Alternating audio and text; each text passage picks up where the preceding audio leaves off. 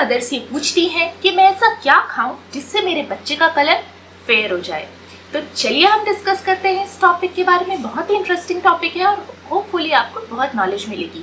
ऐसे ही knowledgeable videos और देखने के लिए आप हमें सब्सक्राइब जरूर कीजिए और इंस्टाग्राम पे फॉलो कीजिए। जैसे कि आप जानते हैं कि हम जो फूड खाते हैं उसका असर हमारी स्किन पर जरूर होता है। अगर हम ग्रीन लीफी वेजिटेबल्स खाते हैं, बहुत सारे एंटीऑक्सीडेंट्स वाली चीजें लेते हैं तो हमारा कॉम्प्लेक्शन फेयर हो जाता है।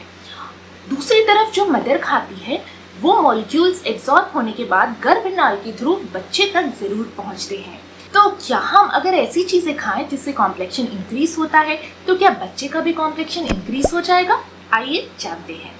हमारी स्किन का जो कलर होता है वो बना होता है मेलेनिन नाम के एक पिगमेंट की वजह से। अगर मेलेनिन बहुत ज्यादा बनता है तो स्किन का जो कॉम्प्लेक्शन है वो डार्क हो जाता है।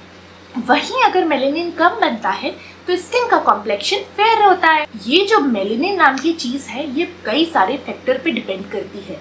बहुत सारे ऐसे फैक्टर हैं जो बताते हैं कि मेलेनिन ज्यादा बनेगा मतलब आप काले होगे, या फिर कम बनेगा मतलब आप गोरे होगे। इसमें से जो सबसे इम्पोर्टेंट फैक्टर है वो है जेनेटिक्स। अगर आपके पेरेंट्स गोरे हैं तो मोस्ट प्रोबेबली आप भी फेयर होगे। वहीं अगर आपके पेरेंट्स का स्किन कलर डार्क है तो मोस्ट प्रोबेबली आप डार्क होगे। लेकिन क्योंकि जेनेटिक्स पे हमारा कोई कंट्रोल नहीं होता है, इसे हम साइड में रखते हैं। अब मैं आपको बताती हूँ वो फैक्टर्स जिस पर हमारा पूरा कंट्रोल है और जिसके यूज करके हम अपने कॉम्प्लेक्शन को इंक्रीज कर सकते हैं। आपने अक्सर देखा होगा बॉलीवुड में बहुत सारी एक्ट्रेसेस जब आती हैं उनका कॉम्प्लेक्शन डार्क होता है लेकिन विद टाइम वो फेयर हो जाता है। तो ये एक्ट्रेसेस जो है वो काम करती हैं इन 3 फैक्टर्स पे जो मैं अब आपको बताने वाली हूँ। जी हाँ, जेनेटिक्स के अलावा 3 ऐसे फैक्टर्स हैं जो मेलेनिन प्रोडक्शन को मतलब कि आपके कलर को अफेक्ट करते हैं। वो है number 1 hormonal changes, number 2 inflammation और नंबर 3 यूवी लाइट। जो हार्मोनल चेंज है, अगर आपकी बॉडी हेल्दी है, आपकी बॉडी में बराबर हार्मोन्स आ रहे हैं तो आपका कॉम्प्लेक्शन बिल्कुल ही फेयर होगा और बहुत ही क्लियर होगा, डल स्किन नहीं होगी। लेकिन अगर आपको हार्मोनल प्रॉब्लम है तो आपको जगह जगह झाइयाँ होंगी, या फिर मिलाज्मा हो सकता है, या फिर दूसरी स्किन की प्रॉब्लम हो सकती है। दूसरा जो फैक्टर है इन्फ्लेमेशन। अगर आपकी स्किन में बार बार इन्फ्लेमेशन हो रहा है, बार बार इरिटेशन हो रहा है, एक्ने हो रहे हैं, एलर्जी हो रही है, या किसी प्रकार की स्किन प्रॉब्लम रिपीटेडली हो रही है तो आपका कॉम्प्लेक्शन धीरे धीरे करके डल होता चला जाएगा।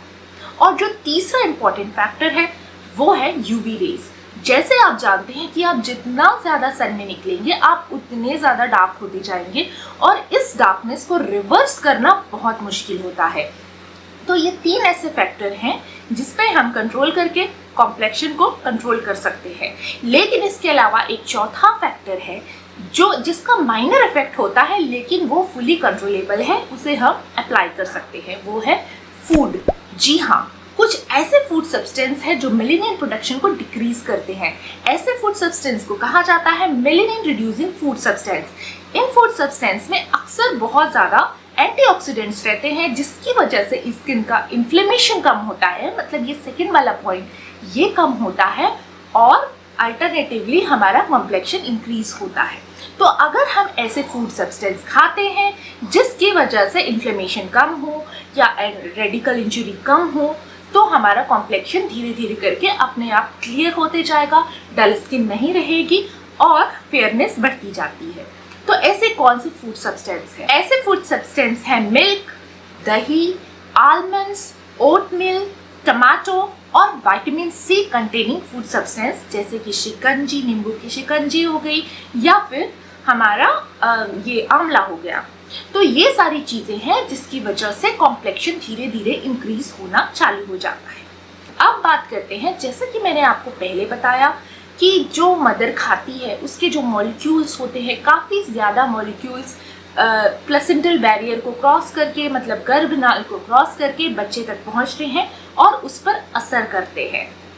तो क्या अगर हम ये सब कुछ खाएंगे या अच्छे अच्छे फूड सब्सटेंस खाएंगे तो बच्चे का कॉम्प्लेक्शन इंक्रीज होगा? गर्भ के अंदर पल रहे बच्चे का कलर का पता लगाना बहुत मुश्किल होता है, एट प्रेजेंट टाइम इम्पॉसिबल है। इसीलिए ऐसी कोई स्टडी नहीं की गई है कि जिसमें ये प्रूफ होता हो कि फूड सब्सटेंस की वजह से बच्चे का कॉम्प्लेक्शन इंक्रीज हो सकता है। लेकिन क्योंकि हम जो खाते हैं वो मॉलिक्यूल्स बच्चे तक पहुंचते हैं, इसकी बहुत ज़्यादा पॉसिबिलिटी है कि अगर हम अच्छा हेल्दी फूड खाएंगे तो बच्चा हेल्दी होगा और उसका कॉम्प्लेक्शन भी अच्छा होगा। तो बात बस यही है कि पॉसिबिलिटी तो है लेकिन एविडेंस नहीं है। एविडेंस क्यों नहीं है? क्योंकि ऐसी कोई रिसर्च ही नहीं की गई है। रिसर्च क्यों नहीं की गई? क्योंकि ऐसी कोई टेक्निक ही अवेलेबल नहीं है। लेकिन अगर आप अच्छा फूड खाएंगे, हेल्दी डाइट खाएंगे, बैलेंस डाइट खाएंगे तो बच्चा भी हेल्दी होगा, और जब बच्चा हेल्दी होगा तो उसकी स्किन अच्छी होगी, उसका कॉम्प्लेक्शन भी अच्छा होगा। इसलिए मेरा सजेशन है कि प्रेगनेंसी में आप हेल्दी डाइट ज़रूर लीजिए, बच्चे को ज़रूर फ़ायदा होगा। तो मुझे उम्मीद है कि मेरी ये वीडियो आपको पसंद आई होगी और इसमें नई साइंटिफिक बातें जानने को मिली होंगी। ऐसे ही साइंटिफिक बातें जानने के लिए आप हमें सब्सक्राइब ज़रूर कीजिए और इंस्टाग्राम पे फॉलो कीजिए। तो मिलते हैं फिर किसी और वीडियो में, तब तक के लिए बाय।